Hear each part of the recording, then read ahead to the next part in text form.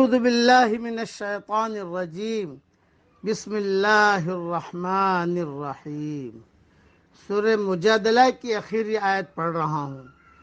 لا تجد قوما يؤمنون بالله واليوم الآخر يوادون من حاد الله ورسوله ولو كانوا آباءهم أو أبناءهم أو عشيرتهم۔ اللہ تعالیٰ پر اور قیامت کے دن پر ایمان رکھنے والوں کو آپ اللہ اور اس کے رسول کی مخالفت کرنے والوں سے محبت رکھتے ہوئے ہرگز نہ پائیں گے، گو وہ ان کے باپ یا ان کے بیٹے یا ان کے بھائی یا ان کے قبیلے کے عزیز ہی کیوں نہ ہو۔ اولئک کتب فی قلوبہم الایمان وأیدہم بروح منہ۔ یہی وہ لوگ ہیں جن کے دلوں میں اللہ تعالیٰ نے ایمان کو لکھ دیا ہے اور جن کی تائید اپنی روح سے کی۔ وَيُدْخِلُهُمْ جَنَّاتٍ تَجْرِي مِن تَحْتِهَا الْأَنْهَارُ خَالِدِينَ فِيهَا، اور جنہیں ان جنتوں میں داخل کرے گا جن کے نیچے نہریں بہہ رہی ہیں، جہاں یہ ہمیشہ رہیں گے۔ رضی اللہ عنہم ورضوا عنہ، اللہ ان سے راضی ہے اور یہ اللہ سے خوش ہیں۔ اولئک حزب اللہ، یہ خدائی لشکر ہے۔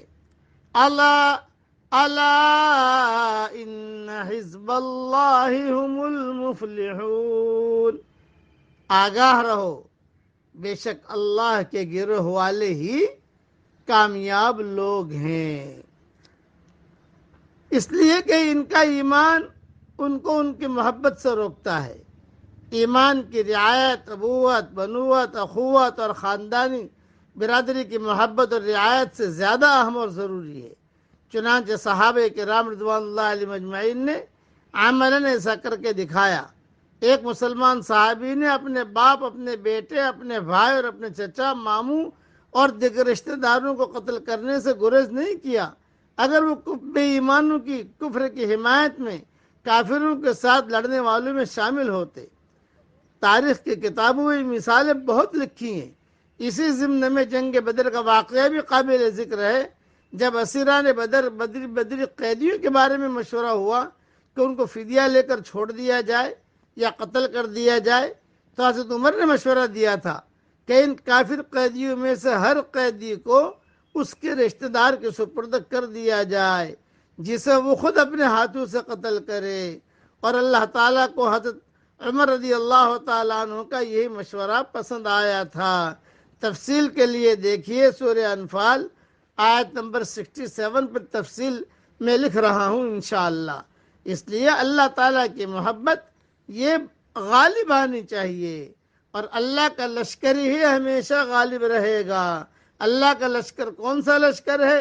جن کے دل کے اندر ایمانی رگیں مضبوط ہوں، قومی رگیں نہیں، محمدی رگیں مضبوط ہوں، اللہ کے احکامات کو پورا کرنے والے ہوں، قومی رگیں کاٹنے والے ہوں، محمدی رگیں جوڑنے والے ہوں۔ یہ ہے اللہ کا لشکر۔ اللہ تعالیٰ عافیت کے ساتھ ان باتوں پر ہم سب کو عمل کرنے کی توفیق عطا فرمائے۔